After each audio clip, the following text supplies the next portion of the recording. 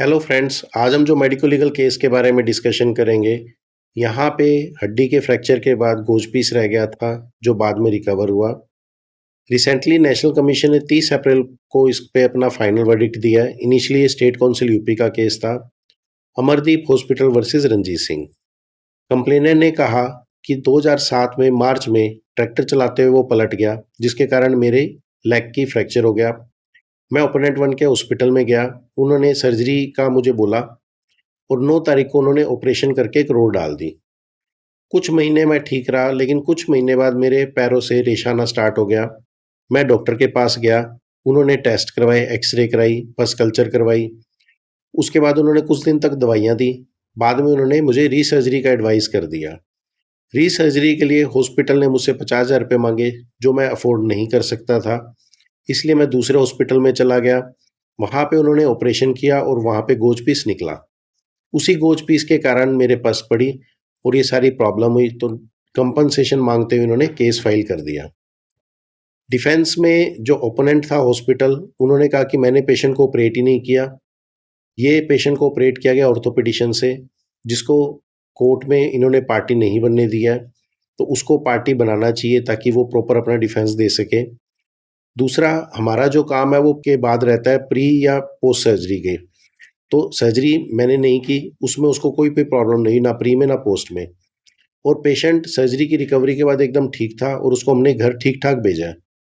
Road जो है वो टाइमली रिमूव होनी चाहिए थी, लेकिन पेशेंट ने इंस्ट्रक्शन फॉलो नहीं की और वो दोबारा कभी भी पस के साथ दिखाने के लिए हॉस्पिटल या डॉक्टर के पास आया ही नहीं। डायरेक्टली 9 महीने बाद ये दूसरे हॉस्पिटल में चला गया, जहाँ पे इसने अपना ऑपरेशन कराया। और जो पस है, वो गिरने के कारण भी हो सकती है या दोबारा इंजरी होने के कारण भी हो सकती है। ज़रूरी नहीं कि पस हमने जो छोड़ी है उसी के कारण हुई हो। दूसरा, इन्होंने जो इंश्योरेंस कंपनी थी उसको भी पार्टी बनाया और इन्होंने जो क्रिमिनल केस पेशेंट ने फाइल किया था, उसके कुछ वर्ड्स इन्होंने लिए कि ये प्रोफेशनल राइवलरी का केस है। क्योंकि जो क्रिमिनल केस डाला है उसमें डॉक्टर ने स्पष्ट बोला है कि मैंने गोज पीस निकाला है, लेकिन उसको डॉक्यूमेंट नहीं किया। तो डॉक्यूमेंट नहीं किया तो दैट मीन्स कि डाउट है कि इन्होंने वो निकाला है, तो ये क्लियर कट एक प्रोफेशनल राइवलरी का केस है, ये नेग्लिजेंस का केस नहीं है।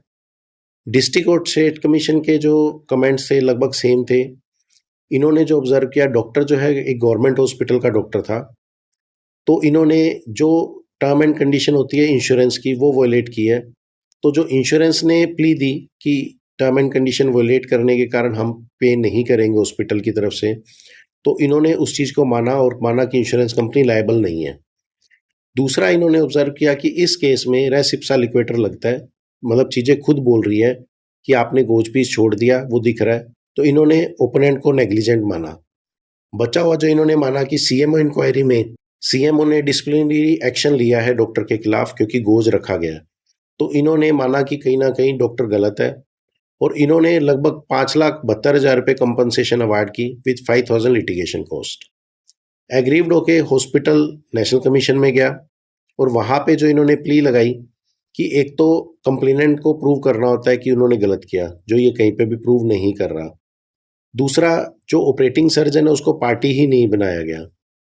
और तीसरा, कोई भी ऐसा प्री ऑपरेटिव टेस्ट नहीं है जो प्रूव करे कि गोद छोड़ा गया है। ना ही पोस्ट ऑपरेटिव कोई हिस्टोपैथोलॉजी कराई गई है जिससे प्रूव हो कि गोद छोड़ा गया है। जो स्टेट कमीशन में डॉक्टर ने लेटर इशू किया कि गोज पीस छोड़ा गया है, वो लेटर 2009 का है, जबकि पेशेंट को ऑपरेट 2008 में हुआ और उसने काफ़ी समय पहले हॉस्पिटल को छोड़ दिया था, बिना डॉक्यूमेंट देखे उन्होंने ये डॉक्यूमेंट बनाया है। तो ये डाउटफुल है कि आपको हर केस याद नहीं रह सकता और जो आप डॉक्यूमेंट बना रहे हो बिना डॉक्यूमेंट देखे आपने वो बनाया है। तो यहाँ पे इन्होंने इन बेसिस पे केस को फाइल किया। अभी नेशनल कमीशन के आगे इशू था कि डॉक्टर्स या हॉस्पिटल नेग्लिजेंट है या नहीं है। तो नेशनल कमीशन ने सीएमओ रिपोर्ट को भी दोबारा ऑब्जर्व किया, प्लस इन्होंने देखा ऐसा कुछ भी नहीं है प्रूव करने के लिए कि पेशेंट की फर्स्ट सर्जरी हुई, उसके बाद सेकंड सर्जरी के बीच में भी कोई सर्जरी हुई है। तो फर्स्ट सर्जरी में अगर गोज पीस डला है तभी सेकंड सर्जरी में निकला है और इन्होंने इसको नेग्लिजेंस मानते हुए पुराने डिसीजन को कंटिन्यू रखा, plus 30,000 as a litigation cost और अवार्ड कर दी।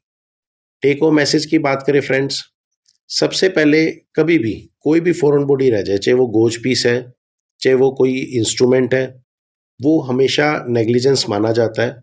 यह रेस इप्सा लिक्वेटर की कैटेगरी में आता है, मतलब चीज़ें खुद बोलती है। उसके लिए कंप्लेनेंट को प्रूव करने की ज़रूरत नहीं पड़ती। ये सिविल के केसेस में बहुत बड़ी नेग्लिजेंस मानी जाती है और ये ईज़िली प्रूव हो जाती है। अगर मेडिकल बोर्ड से आपको क्लीन चिट मिल जाती है कि भई डॉक्टर ने या हॉस्पिटल ने बिल्कुल सही किया है, तो ऐसे में लिटिगेशन केस में जीतने की पॉसिबिलिटी आपकी थोड़ी हाई हो जाती है। क्योंकि कोर्ट को मेडिकल की इतनी नॉलेज नहीं है, तो मेडिकल बैकग्राउंड में अगर आपको क्लीन चिट मिल जाती है, तो बहुत बेटर है और बहुत ईज़ी है कि आप अपना केस जीत पाएँ। Last and not the least, hospital को कभी भी पार्टी बनाया जा सकता है, चाहे वो डॉक्टर के साथ बनाया जाए या बिना डॉक्टर के। जैसे इस केस में सिर्फ हॉस्पिटल को पार्टी बनाया गया। पेशेंट हॉस्पिटल में ट्रीटमेंट के लिए आ रहा है, वो पर्टिकुलर डॉक्टर के नाम से नहीं आ रहा। तो कोई भी हॉस्पिटल को अकेला पार्टी बनाया जा सकता है कि मैं फला-फला हॉस्पिटल में गया इलाज कराने, सो एंड सो डॉक्टर ने मेरा इलाज किया। तो डॉक्टर को भी पार्टी बनाया जा सकता है, हॉस्पिटल अकेले को भी पार्टी बनाया जा सकता है। Thank you friends.